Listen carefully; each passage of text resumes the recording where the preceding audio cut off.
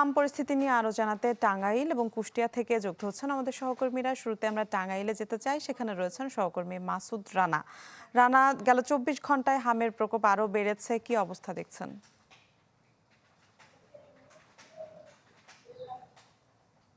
সময়ের সাথে সাথে দেখা দেয় নিত্য নতুন প্রয়োজন। রেডি থাকতে হয় প্রতি মুহূর্ত।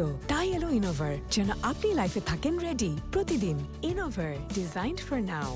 মিলা, গত এক সপ্তাহের ব্যবধানে কিন্তু টাঙ্গাইলে কিছুটা কমেছে হামের হামের উপসর্গ নিয়ে যারা ভর্তি হয়েছেন তাদের অনেকটাই কিন্তু কমেছে এই টাঙ্গাইল জেলায়। তবে গত 24 ঘন্টার হিসেব অনুযায়ী আমি এই মুহূর্তে রয়েছি টাঙ্গাইল 250 বিশিষ্ট জেনারেল হাসপাতালের আইসোলেশন ওয়ার্ডের সামনে। আমি সকাল থেকে এখানে রয়েছি এবং এখানের যারা ডাক্তার রয়েছেন, নার্স রয়েছেন, স্বজন রয়েছেন, তাদের সাথে কথা বলেছি। এখন পর্যন্ত নতুন কোনো রোগী ভর্তি হয়নি। তবে গত এই 24 ঘন্টার আগের যে হিসাবটি রয়েছে বিশেষ করে সিভিল সার্জন এবং এই 250 শয্যা বিশিষ্ট জেনারেল হাসপাতালের যে তত্ত্বাবধায়ক রয়েছেন তাদের দেওয়া তথ্য মতে নতুন 10 জন রোগী ভর্তি হয়েছিলেন। এছাড়াও আমি যদি একটু জানিয়ে রাখি যে টাঙ্গাইলের একটু যদি চিত্র আপনাদের বলে রাখি, টাঙ্গাইলে এই 250 শয্যা বিশিষ্ট জেনারেল হাসপাতালে এখন বর্তমানে ভর্তি রয়েছেন 25 জন। এর মধ্যে এবছর শুরু থেকে এখন পর্যন্ত এই হাসপাতালে কিন্তু 363 জন হাম ও হামের উপসর্গ নিয়ে ভর্তি হয়েছেন। এর মধ্যে 331 জন রোগী সুস্থ হয়ে বাড়ি গেছেন। অপরদিকে জেলার চিত্র যদি একটু আপনাদের জানিয়ে রাখি, গত 24 ঘন্টার হিসেব অনুযায়ী এবং সিভিল সার্জন এবং জেলার এই যে হাসপাতালের যে তত্ত্বাবধায়ক রয়েছেন তার তথ্য অনুযায়ী 33 জন নতুন রোগী ভর্তি হয়েছিলেন গত 24 ঘন্টার আগে। এবং বর্তমানে চিকিৎসাধীন রয়েছেন টোটাল টাঙ্গাইলের যে বিভিন্ন উপজেলা স্বাস্থ্য কমপ্লেক্স রয়েছে এবং টাঙ্গাইলের যে 250 শয্যা মেডিকেল কলেজ রয়েছে, এখানে সর্বমোট 104 জন ভর্তি রয়েছেন। এ পর্যন্ত জেলায় বিভিন্ন স্বাস্থ্য কমপ্লেক্স এবং হাসপাতালে মোট 1001 জন রোগী ভর্তি হয়েছেন। এর মধ্যে 897 জন রোগী চিকিৎসা শেষে বাড়ি ফিরেছেন।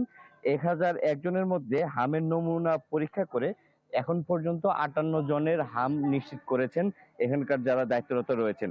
এছাড়াও এখন পর্যন্ত মোট 6 জন শিশু মৃত্যুবরণ করেছেন। তবে বিগত সময়ে যে 6 জন শিশু মৃত্যুবরণ করেছেন তাদের বিষয়ে যে এই টাঙ্গাইলের যে সিভিল সার্জন রয়েছেন 250 শয্যা বিশিষ্ট এবং মেডিকেল কলেজের যিনি দায়িত্বরত রয়েছেন তাদের সাথে কথা বলেছি। তারা জানিয়েছেন যে এই সন্দেহজনক ইয়েতে তাদের ধরা হয়েছে। মূলত তারা হামের কারণে মৃত্যুবরণ করেনি, হামের উপসর্গ নিয়ে মৃত্যুবরণ করেছিলেন। এই ছিল টাঙ্গাইলের সর্বশেষ তথ্য। মিলা। জি রানা, ধন্যবাদ আপনাকে। আমরা একটু কুষ্টিয়াতে যেতে চাই, সেখানে রয়েছেন সহকর্মী শরীফ বিশ্বাস। শরীফ।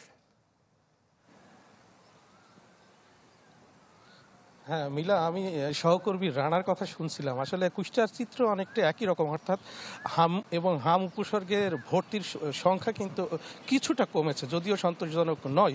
আমরা এখন পর্যন্ত মিলা একটি যদি পরিসংখ্যান দেখাতে চাই, কুষ্টিয়ায় এ পর্যন্ত বিশেষ করে হাম এবং হাম উপসর্গ নিয়ে কুষ্টিয়ার বিভিন্ন হাসপাতালে চিকিৎসা নিয়েছেন 1284 জন এবং ছাড়পত্র নিয়েছেন এখন পর্যন্ত আমরা দেখি 1166 জনে।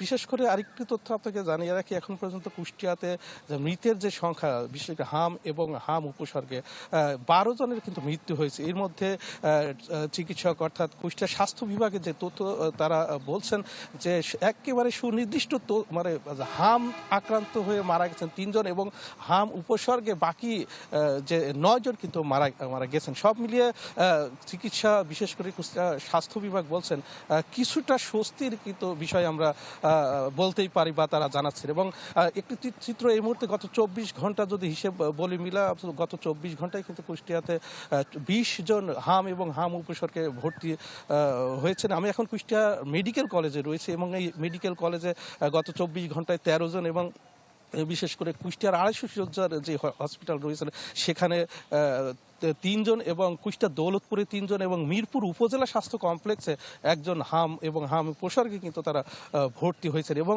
আক্রান্তদের অধিকাংশই কিন্তু শিশু। এবং বিশেষ করে আজ শুক্রবার ছুটির দিন কিছুটা রোগীর সংখ্যা কিন্তু কমেছে এবং এই উদ্বেগ কিন্তু যে কমছে বা সেটি কিন্তু নয়, উদ্বেগ কিন্তু বাড়ছে এবং প্রতিনিয়ত কিন্তু হাম উপসর্গে এবং হামে আক্রান্ত হয়ে শিশু এবং তারা কিন্তু এই হাসপাতালে ভর্তি হচ্ছেন। সব মিলিয়ে কুষ্টিয়ায় যে স্বস্তির কথা, বিশেষ করে হাম উপসর্গ নিয়ে ভর্তির সংখ্যা কিন্তু একেবারেই যে কম সেটি কিন্তু বলা যাচ্ছে না। মিলা। জি শরীফ, ধন্যবাদ আপনাকে। দর্শক, টাঙ্গাইল এবং কুষ্টিয়া থেকে যুক্ত হয়ে হাম পরিস্থিতির খবরাখবর জানাচ্ছিলেন আমাদের সহকর্মীরা।